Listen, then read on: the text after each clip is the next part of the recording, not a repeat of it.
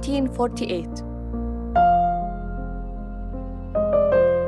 For Palestinians, that year is a Nakba, or the catastrophe.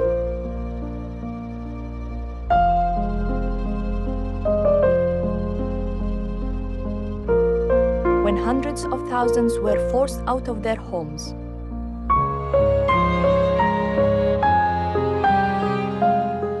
For Israelis, that year marks the creation of the State of Israel.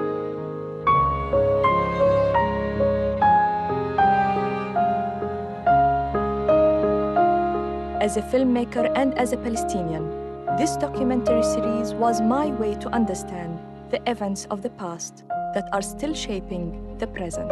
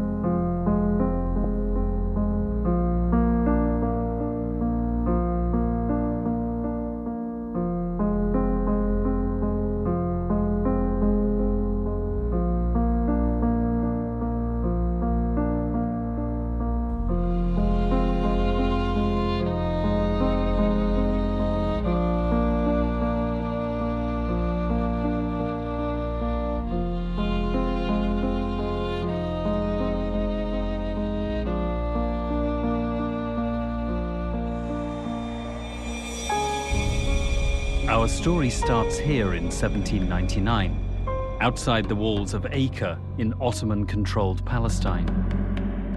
An army under Napoleon Bonaparte besieged the city, all part of a campaign to defeat the Ottomans and establish a French presence in the region. In search of allies, Napoleon issued a letter offering Palestine as a homeland to the Jews under French protection. He called on the Jews to rise up against what he called their oppressors.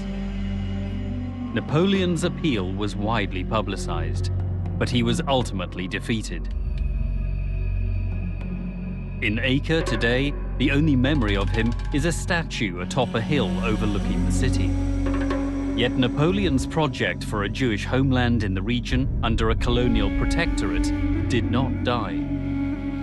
40 years later, the plan was revived by the British, this time as a means of thwarting the rising power of Egyptian governor Muhammad Ali. In 1840, British Foreign Secretary Lord Palmerston wrote to his ambassador in Constantinople, urging him to convince the Sultan and his entourage to open Palestine for the immigration of Jews.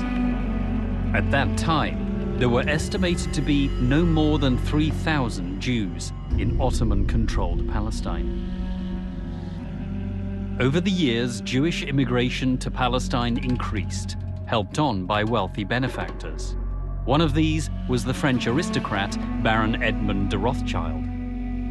He began visiting Palestine in the 1880s and became one of the Jewish community's leading sponsors. He spent over 14 million French francs to establish 30 Jewish settlements. The most important was Rishon-LeZion, founded in 1882. Today, the remains of Baron de Rothschild lie in a mausoleum in northern Israel.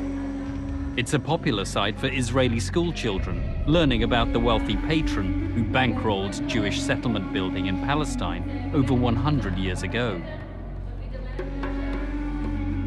In 1885, the term Zionism was first coined by Austrian writer Nathan Birnbaum. It's derived from the word Zion, one of the biblical names for Jerusalem. Zionism came to mean the establishment of a Jewish homeland in Palestine, but not all Jews supported this. طبعا كان في طائفة يهودية في البلاد تحت الحكم العثماني، بس هذا ما كانوا صهاينة، هم كانوا يهود محليين. أما اليهود اللي أجوا من أوروبا، خصوصاً من شرق أوروبا هذيك الوقت في أواخر القرن ال19، كان بدهم يبنوا صهيوني يهودي جديد. In 1896, Theodor Herzl, an Austro-Hungarian journalist, wrote a book called The Jewish State. It is considered one of the most important texts of early Zionism. Herzl envisioned the founding of a future independent Jewish state during the 20th century. His colleague Max Nordau sent 2 rabbis to Palestine to investigate the prospects for a Jewish state there. Their report concluded, "The bride is beautiful, but she is married to another man." The rabbis understood that Palestine's spouse was the Palestinian society rooted in its soil.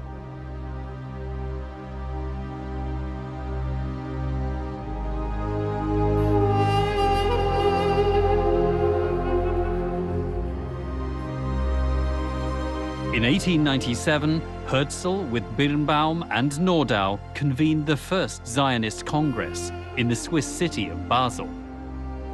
The Congress adopted a program for the establishment of a homeland for the Jewish people in Palestine.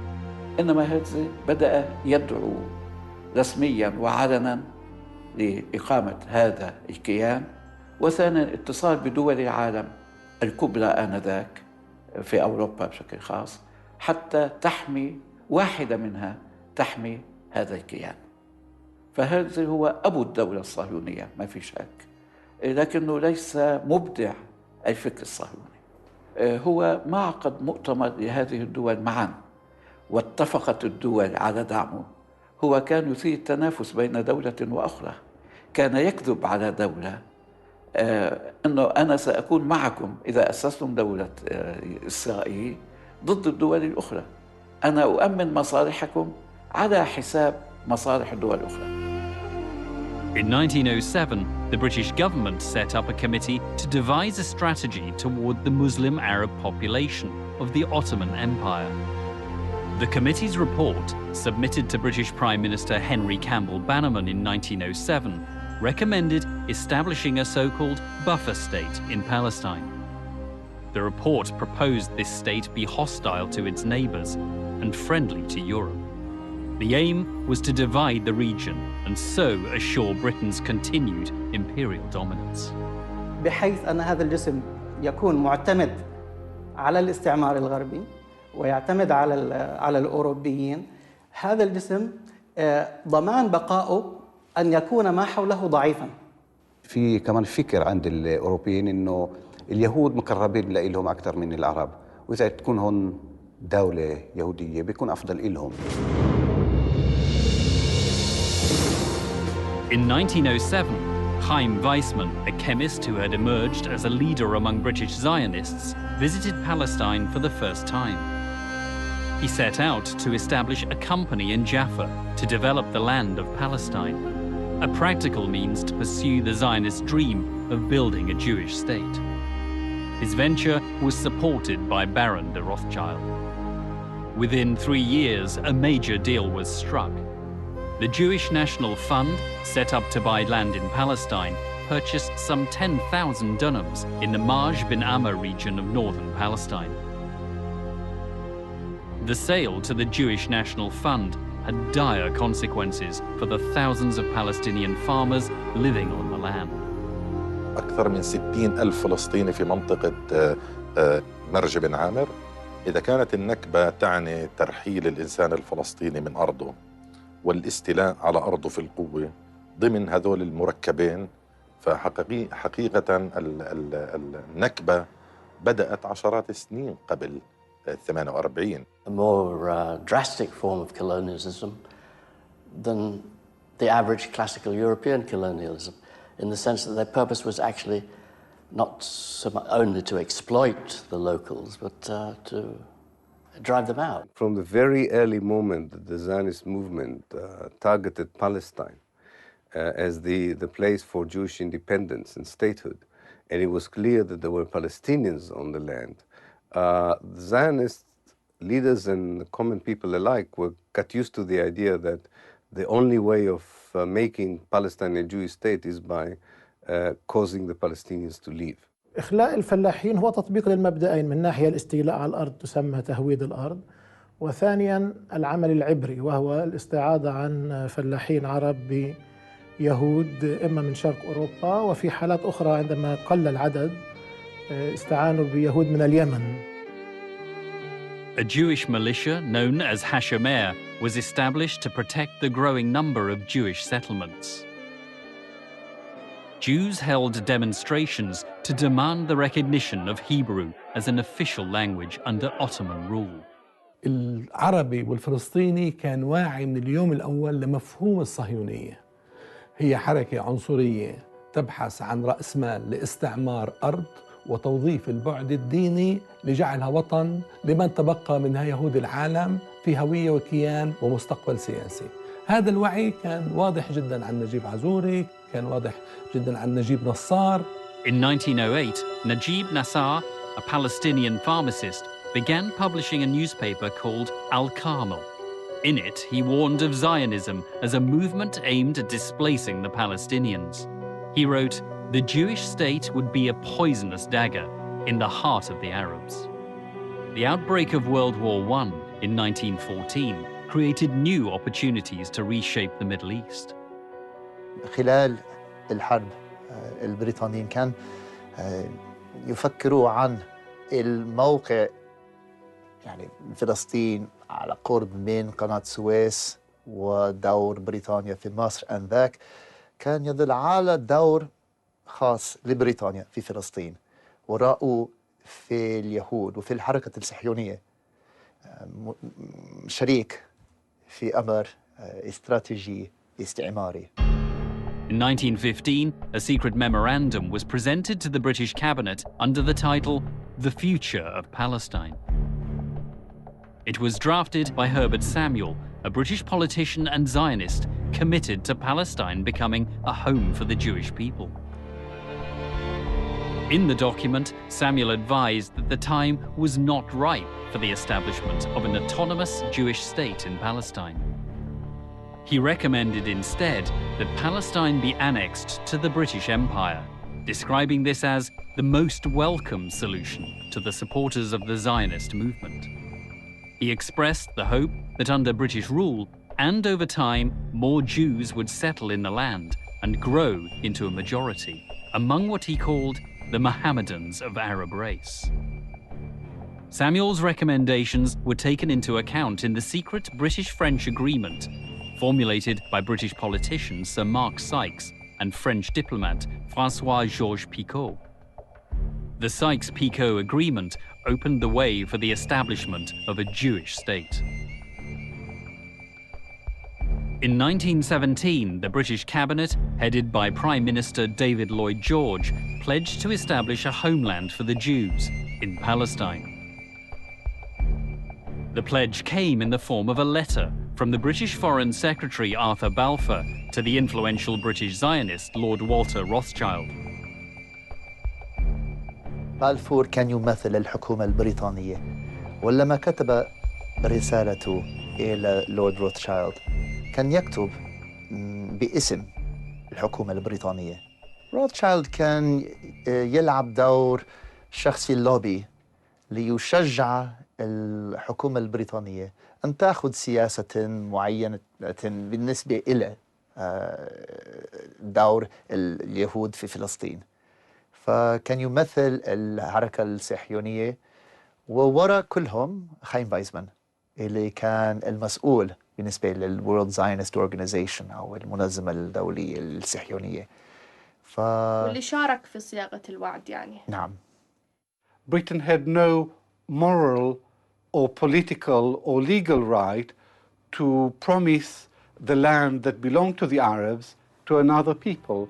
So the Balfour Declaration was both immoral and illegal.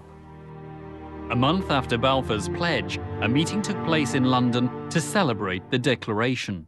Speakers included Lord Rothschild, Herbert Samuel, Mark Sykes, and Chaim Weizmann. Just several days later, on December the 11th, 1917, the British Army, commanded by General Edmund Allenby, captured Jerusalem.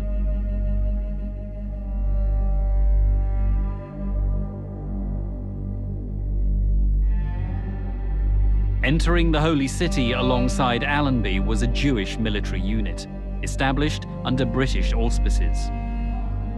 One member of this unit was David Ben-Gurion, who would later be Israel's first prime minister.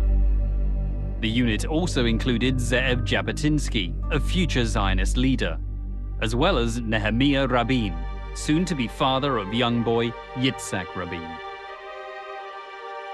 Within a month, General Allenby welcomed Chaim Weizmann in Jerusalem. There were approximately 50,000 Jews in Palestine at this time, 10% of the population among 500,000 Arabs. The Great War ended in 1918, and preparations were made for a peace conference in Paris. President of the United States, Woodrow Wilson, commissioned an investigation into the non-Turkish areas of the former Ottoman Empire. The commission was headed by the academic Dr. Henry King and a politician, Charles Crane. When it was eventually published, the Crane-King report proved to be political dynamite. The report stated that the non-Jewish population of Palestine, nearly 9/10 of the whole, was emphatically against the Zionist program. The report went on to warn that anti-Zionist feeling in Palestine and Syria was intense and not likely to be flouted. It divulged conversations with British officers who suggested a force of not less than 50,000 soldiers would be required to initiate the Zionist program. The authors judged all this as evidence of what they described as a strong sense of the injustice of the Zionist program. The report concluded Jewish immigration should be definitely limited, and the project for making Palestine distinctly a Jewish commonwealth should be given up. The Crane-King report fell on deaf ears.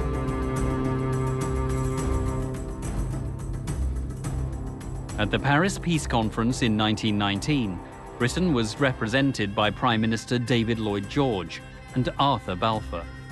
A delegation from the Zionist organization attended, headed by Chaim Weizmann. They presented a map, seen here, proposing the area to be allocated for a Jewish homeland. The map included both Palestine and the east bank of the Jordan River, as well as parts of what are today southern Lebanon and Syria. Parallel to the conference, the leader of the Arab delegation, Prince Faisal bin Hussein, signed with the Zionist delegation's leader what became known as the Faisal-Weizmann Agreement. It outlined Faisal's approval for a Jewish homeland in Palestine and an Arab nation in the larger Middle East. The agreement was mediated by Lieutenant Colonel Thomas Edward Lawrence, known as Lawrence of Arabia. Faisal signed, adding in his own handwriting that the agreement be dependent on the Arabs gaining their independence. الحركة الصهيونية من 1919 تقريبا فهموا إنه التركيز على السياسة الخارجية ما بكفي. يعني مضبوط لنا علاقات كتير كويسة في لندن، في لنا مكتب في نيويورك وواشنطن، ولنا ناس في برلين وفي باريس والى آخره. بس إحنا في هون ناس وإحنا لازم أو نتفق معهم بس نيجي لإشي معهم، لازم ناخذهم بعين الاعتبار على الأقل. و1919 أسسوا مركز استخباري للحركة الصهيونية. 1919 وكانوا ناس يعني أنا ذكرت إنه كان في علاقات في كثير من المناطق، علاقات منيحة بين اليهود والعرب، وكان في يهود كانوا الجيل الثاني هون، يعني إذا أبوهم إجا لهون في 84 1884 86 هم انخلقوا هون ولدوا هون، وكانوا يحكوا عربي ويركبوا فرسان ويروحوا عند العرب، وكان عندهم أصحاب عرب وصاروا يلموا معلومات. وشو المعلومات؟ معلومات من نوع واحد، معلومات سياسية. شو الرأي العام؟ هل بدهم يوافقوا مع المشروع الصهيوني أو لا؟ وين في أراضي فاضية؟ وين في ناس ممكن يبيعوا أراضي لليهود؟ هذا كان الشيء الثاني. حكي الثالث بنقدر نقول كان إذا في خطة لمهاجمة يهود بمنطقة معينة، يكون واحد يقول لك يعني جماعة قعدوا عندنا وحكوا بكرة بدنا نروح عن مستوطنة معينة ومع بارودة، هو يروح يحكي لأصحابه اليهود.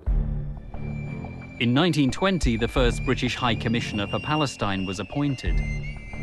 Controversially, London selected Herbert Samuel for the post. Samuel was a committed Zionist. Many suspected he would set out to implement what he had proposed 5 years earlier, by favoring Jewish immigration to transform Palestine into a Jewish homeland. In 1922, the League of Nations formalized British rule in Palestine. The second clause of the British Mandate document, approved by the League of Nations, stipulated, "The British Mandatory shall be responsible for placing the country under political, administrative, and economic conditions that will secure the establishment of the Jewish national home." British High Commissioner Herbert Samuel decreed Hebrew as an official language of Palestine alongside Arabic and English. The letters E and Y were added to the word Palestine in Hebrew as an abbreviation of the words Eretz Yisrael, meaning land of Israel.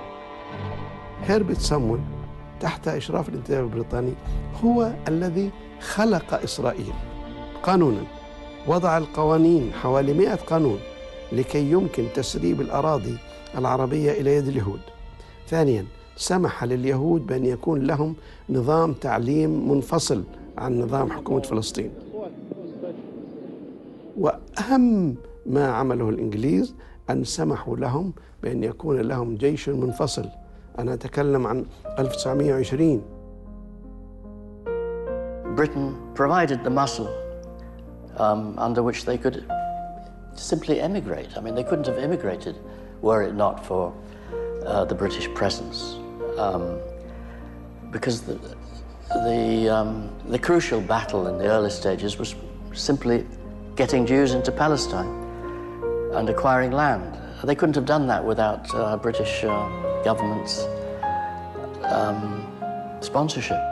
الانتداب البريطاني أخذ أهم شيء البشاع والمتروكة والمملوكة للحاكم وملكها للحركة الصهيونية في المستوطنات فوراً. السلطة البريطانية كانت تعطي منح أراضي لليهود حتى يسووا الكبوتسات وهالشغلات هاي كلها، وإحنا نشوف هالأشياء مش ما نشوفها، لكن ما نوعاهاش. يعني أنا في جيلي في هذاك الوقت.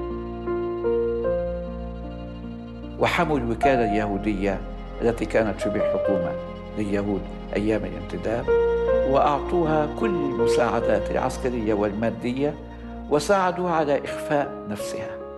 فهي مهارة صهيونية، مؤامرة بريطانية، وإلى حد ما وآسف أن أقول غباء أو بساطة عربية فلسطينية.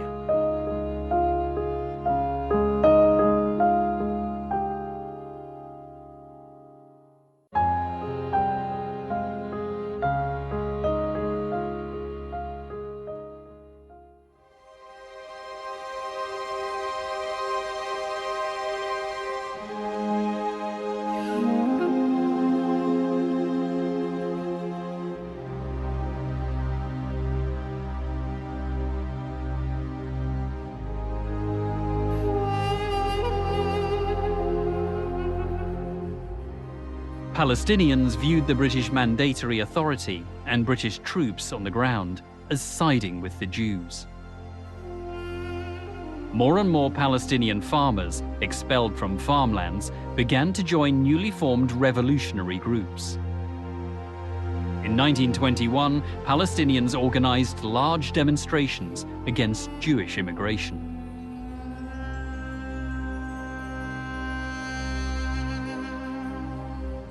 At that time, the Palestinian leadership was in effect hereditary, within one family. The Grand Mufti of Jerusalem, Amin al-Husseini, inherited his position at the age of 25, following the death of his brother, who had in turn succeeded their father. The leadership sent successive delegations to London to discuss the Palestinian question. الحركة الوطنية الفلسطينية في كل وقت كانت تعمل على أن تجمع الصيف والشتاء تحت سقف واحد، الحفاظ على صداقة بريطانيا في جانب ومعاداة الحركة الصهيونية في جانب آخر، وهذا لا يمكن أن يستقيم. نخبة دقيقة جدا، رقيقة جدا بالعدد يعني وبالتعليم، تقابل نخبة إمبراطوريات. يعني اليهود في بداية القرن 20 نخب إمبراطوريات فعلا يعني. تقريبا في كل منطقة وكل لقاء للمؤسسات الفلسطينية اللي أسست هذيك الفترة مثلا اللجنة المسيحية المسلمية وكل المؤسسات والمجلس الإسلامي أعلى والهيئة الإسلامية، كل المؤسسات بعد كم من ساعة من الجلسة كان في تقرير لليهود هيك وهيك حكوا هذا رأيه هيك وهذا ممكن تشتغلوا معه، هذا عدو إلكم وهذا ممكن تشتروه بالمال وإلى آخره، والتقارير يعني موجودة بالأرشيف الصهيوني. The changes on the ground in Palestine can be noted in the British government's report to the Council of the League of Nations in 1925. The document reported the immigration of more than 33,000 Jews who were granted Palestinian nationality. This was 3 times the figure of the previous year. 13 new settlements were built according to the report. A Jewish labor union called the Histadrut had been set up under the direction of David Ben-Gurion, and the Jewish town of Tel Aviv was accorded municipal autonomy. In addition, the Hebrew University was officially opened in 1925 at a ceremony attended by British High Commissioner Herbert Samuel, the former British Foreign Secretary Arthur Balfour, and the head of the Zionist organization, Chaim Weizmann. As Weizmann's guest, Balfour visited a number of Jewish settlements. In Jerusalem, he met with Samuel and Allenby, the 2 men who had helped implement the policy he himself had laid out 8 years earlier in the famous Balfour Declaration.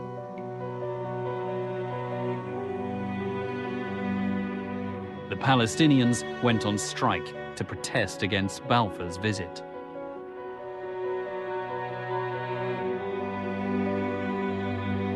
They raised black flags to signal their opposition to the policies Balfour had set in train.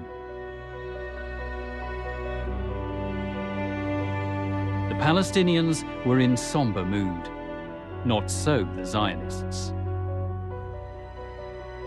الصورة المشهورة بتلاقي سيدة من الخليل حاطة 3 حجابات، سيدة في القدس حاطة حجاب واحد معظم وجهها مبين تحت الحجاب، والوطنية المسيحية فيش حجاب، وماشيين مع بعض وراحوا على بيت المندوب السامي واحتجوا واعترضوا. Weizmann congratulated Samuel for his work towards the establishment of a national Jewish homeland.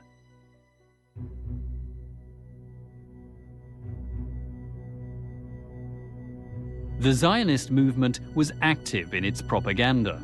This film, in French, showed the map of Palestine with areas highlighted as land the Zionists claimed to have acquired as of 1925.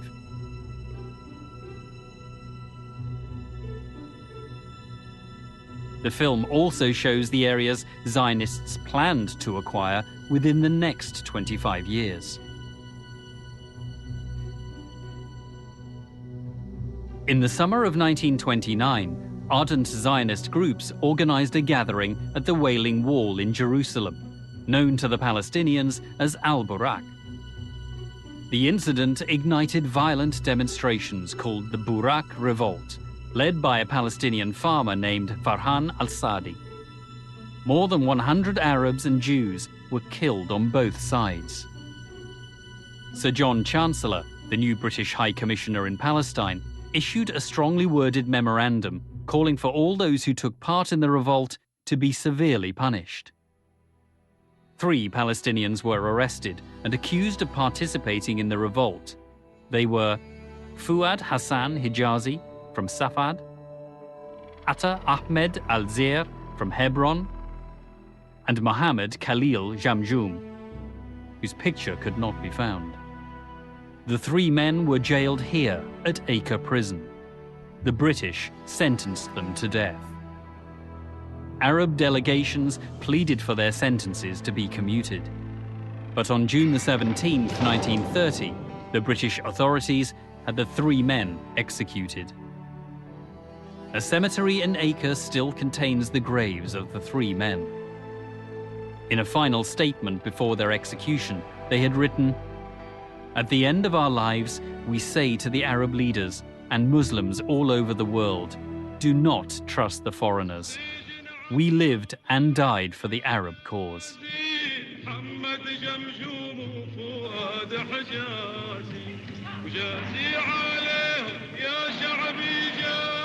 Such sentiments of anti-colonialism and pan-Arabism would become increasingly common in subsequent decades.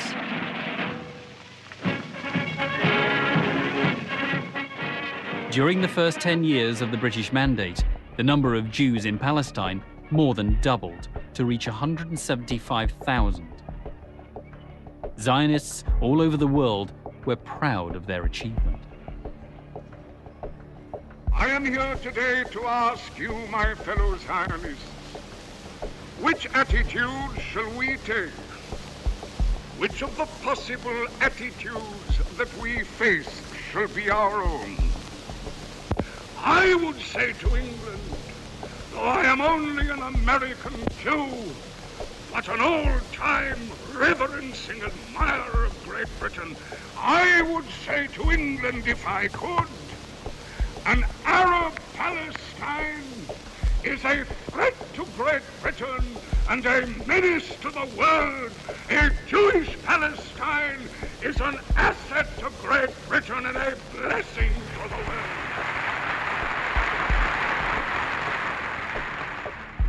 Ladies and gentlemen, the toast is health and long life to the Right Honourable Lloyd George.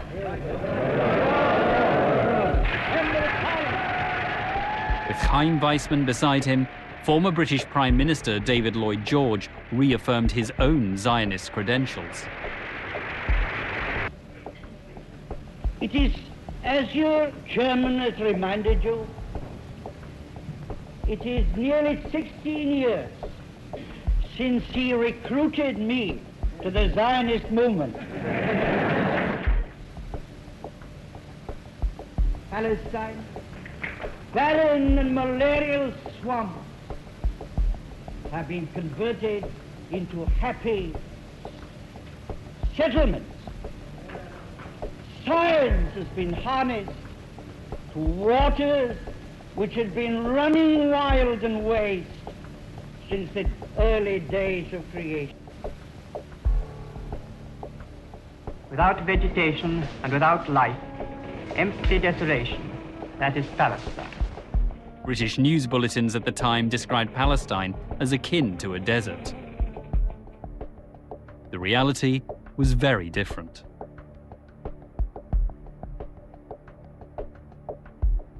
الزرع ومعنة الله معنة الله إنه ما بكيت تعرف تمشي فيه هيك الزرع الخضرة تصير فيها تطلع الصبح تروحي على المكساء تهدى ريحة الخضرة تفحفح نوار هالخيار نوار هالفقوس هالبندورة ها الحبة عيفها في الشي بعد عيفها بتذكرها 100%. إم الدنيا بكت عيفها.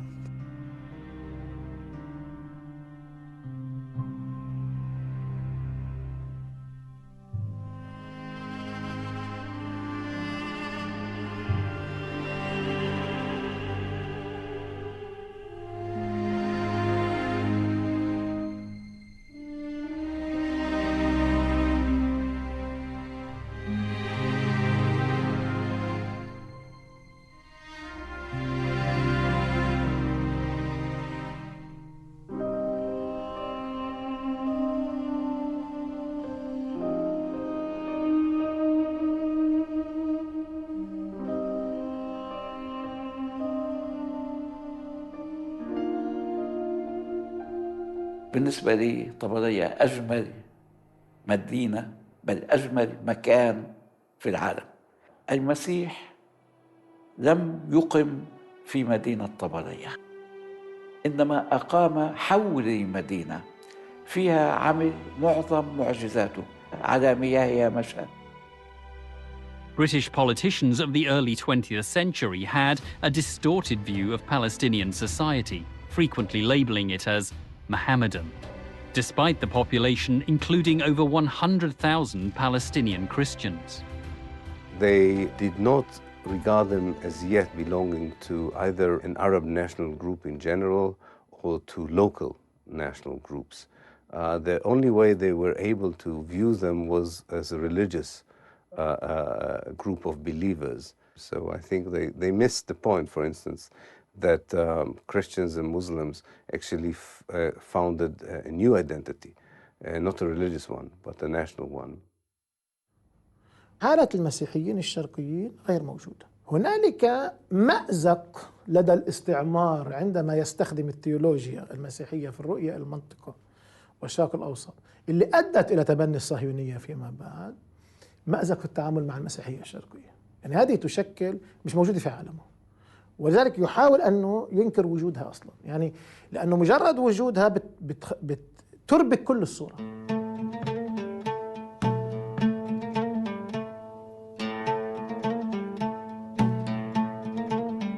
By 1933, protests against Jewish immigration were becoming ever more frequent in Palestine. Women took part side by side with men. The British authorities cracked down on demonstrations and arrested thousands. Many were killed and wounded.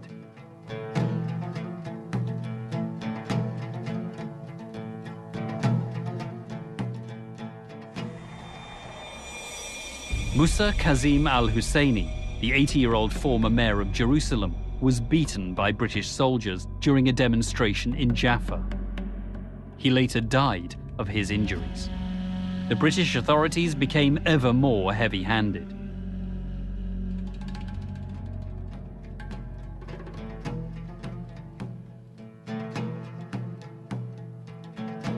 This letter was written by a Palestinian policeman condemning the behavior of his British senior officer, John Faraday. A number of other complaints were filed against Faraday. The officer was never charged. 4 years later, Faraday was awarded the King's Police Medal for his valuable services in Palestine.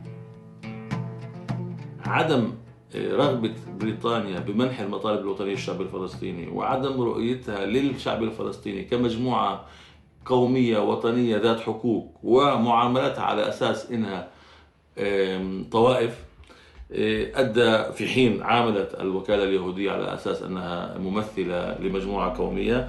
كل هذا مجتمعا أدى إلى تفاقم الوضع والصدام مع بريطانيا. Only still images of the Palestinian demonstrations are available in the archives.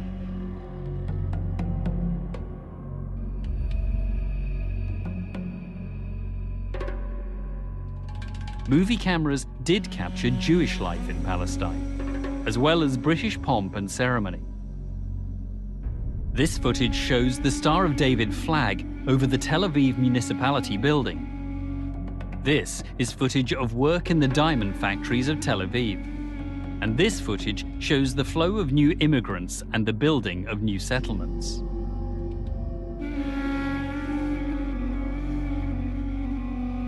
Footage of Palestinian life in the early 20th century proved more difficult to find. A Palestinian film archive had once existed, but had since been lost or gone mysteriously missing. We spent months searching for pictures of Palestinian lives. Eventually, in the vaults of the British Library, we found glimpses of this bygone era.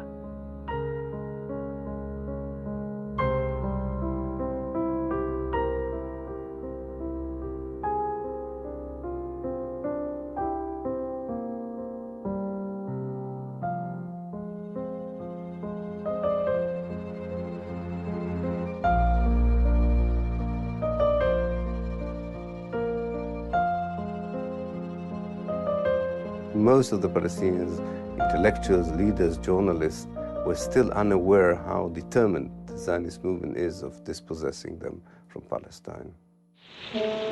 In the 1930s, the number of Jews immigrating to Palestine began to increase significantly.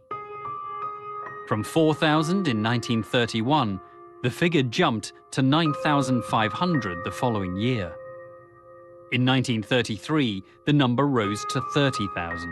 In 1934, 42,000. And in 1935, a further jump to 62,000. That same year, Palestinian poet Abdul Rahim Mahmoud wrote a poem which he read aloud to Prince Saud bin Abdulaziz of Saudi Arabia, who was visiting Jerusalem.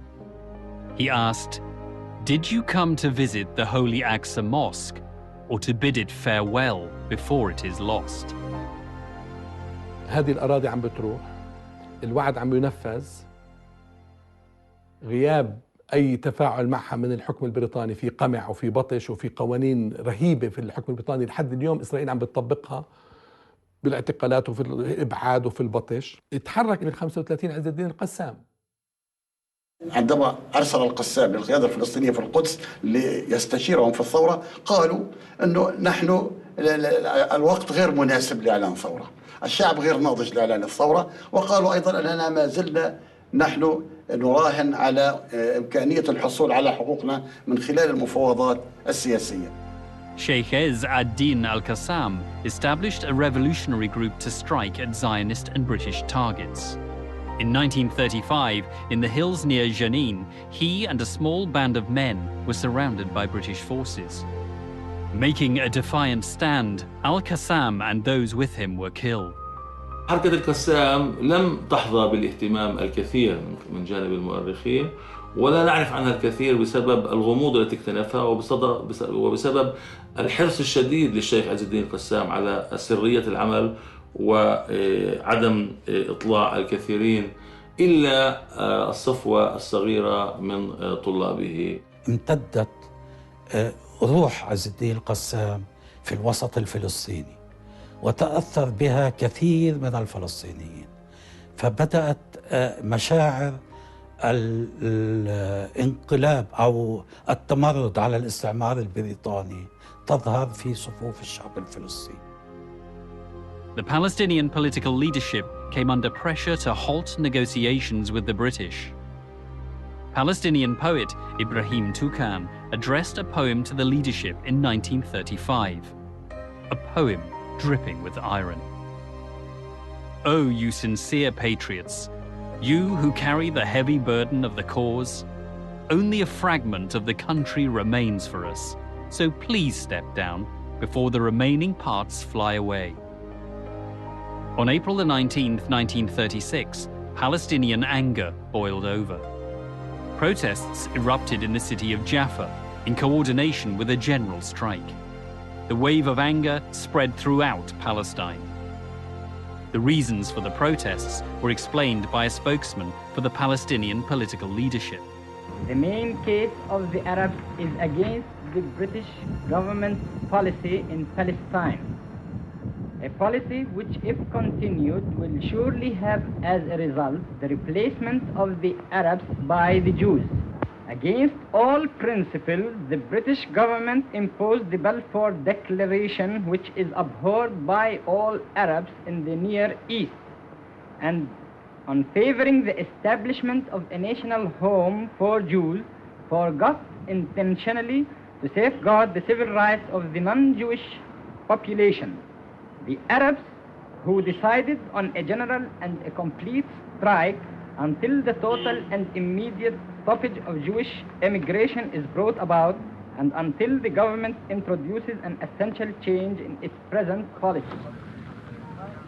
لما صار الإضراب اللي هو من أعظم الإضرابات في التاريخ، إضراب 36، كل فلسطين أضربت، وهذه جاءت نتيجة النضالات اللي صارت في السابق في مواجهة الانتداب، حكم الانتداب وتحيز الانتداب مع اليهود وتمكينهم من تسهيل الأمور عليهم في كل شيء.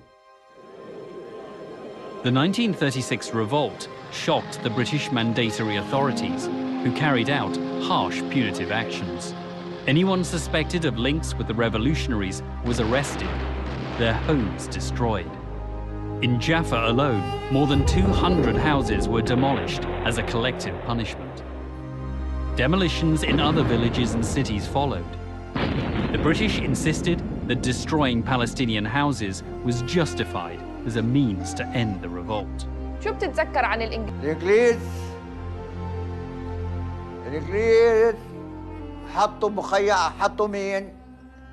حطوا المركز بل هذا على الطريق. مين ما فات خالي إله، خالي ماخذ الشغيلي تبعه، فاهمي؟ قالوا له فوت انت والشغيل تبعك، بدك تكنس المركز. قال له انا ماخذ شغيلتي. ضربوه. لما ضربوه؟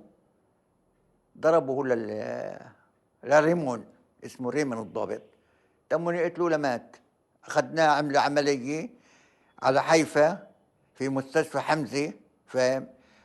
قريم بهذا لا قالوا من الضرب هون منديل الشحم رايح زايب، مات. باكو لهلبونا.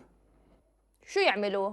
ايه، يقتلوا الزلام ويأخذوهم على السجن على تركان، على شرشور هذا البلد، ولا شرشور هذا عند بنيامين هاي، يحبسوهم هناك شهر شهرين وشغلوهم في المحاجر، شغال الشاكة، وجيبوهم هان على نور شمس على المحاجر، اشغال الشاكة.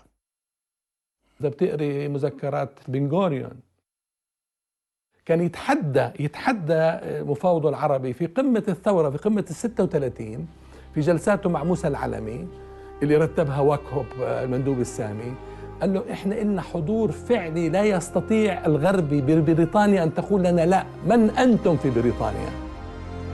During the Arab Revolt, David Ben-Gurion, then a prominent leader of the Zionist movement, reportedly made a startling suggestion to the British High Commissioner, Arthur Warhope. Ben-Gurion is said to have suggested all Palestinians expelled from their land by Jewish settlement building should be resettled in neighbouring Transjordan. The British High Commissioner is reported to have replied that this was, in his words, a good idea.